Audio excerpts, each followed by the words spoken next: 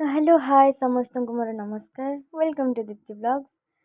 तो आमे आज सांग होइकी समस्ते बाहरी जाइथिलु बालेश्वर पंचलिंगेश्वर मंदिर केबेठु जिबार प्लानिंग थिला आ एते दिन परे आमे सेठी जाउछु आउ एठी हम सुंदरी माने सब बसंती आ सकाळ सकाळ आमे बाहरी जाइथिलु।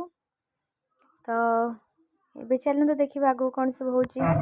सोई पडिथिले वर्तमान उठिले समस्त कोड आश्चर्य पिला कोडी बुले तुम तो सोया पे आछ तो मुह देखा ये तो बधे 8 दिन होला सोई नथला आज सोई के उठी लज्जा।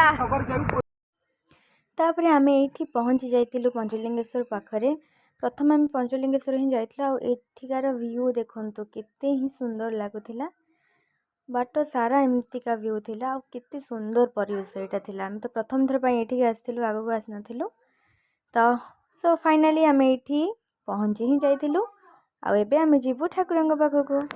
फाइनली आमे आसी पहुंची गलु पंचलिंगेश्वर रे आ ये सब हम हीरोइन माने। चलो देखिबा आगु कोन होची केते सुंदर व्यू।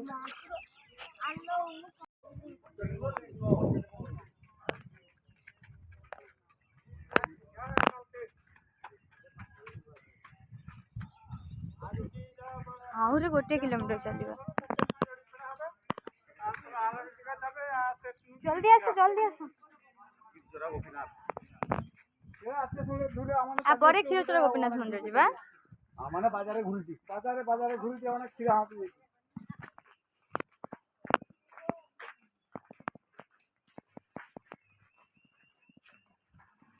समस्त जानती मु आसी पूरी मला कहते पूरी भगारी एट देखते जाने जी डेगड़ा वर्तमान जो ये अच्छा कौन गाड़ी वाला अच्छा नहीं क्या छु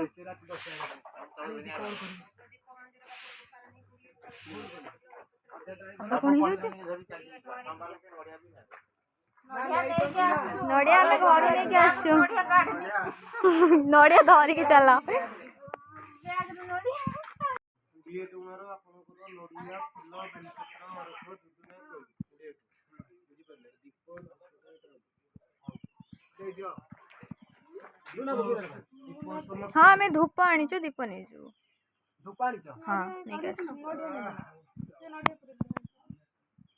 आ एठी आमे पहुंची जाइथिलु पंचलिंगेश्वर गेट आगे आ एबे आमे जीवु ठाकुरंग पाखकु।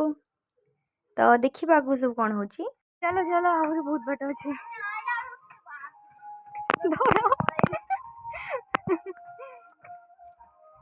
आस आस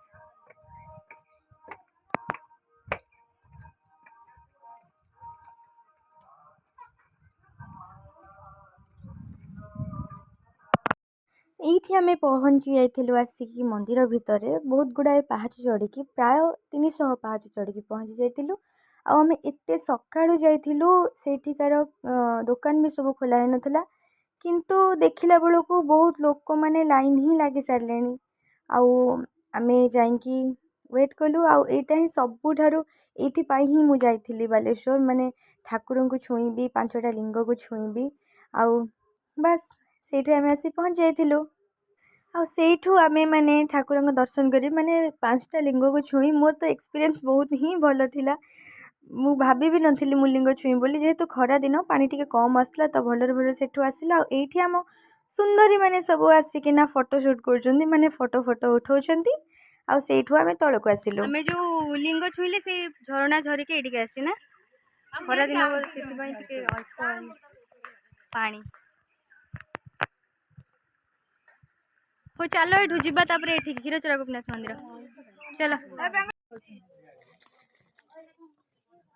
ठाकुर हाँ चूड़ी नबा किछि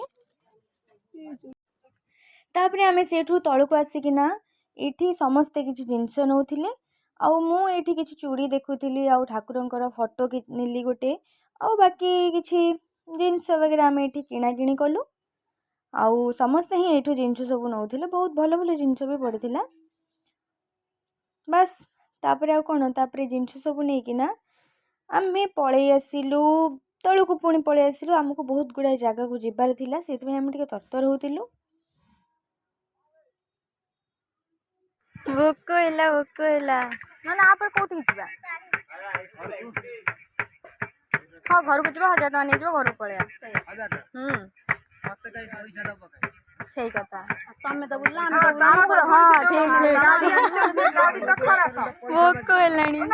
ଆଉ ଗୋଟେରେ ସସ୍ ପକେଇବନି? ସବୁ ବନେଇ ଦିଅ ଯାହାର ରାଗ ଦରକାର ତାକୁ ଦବ ନହେଲେ ନାହିଁ।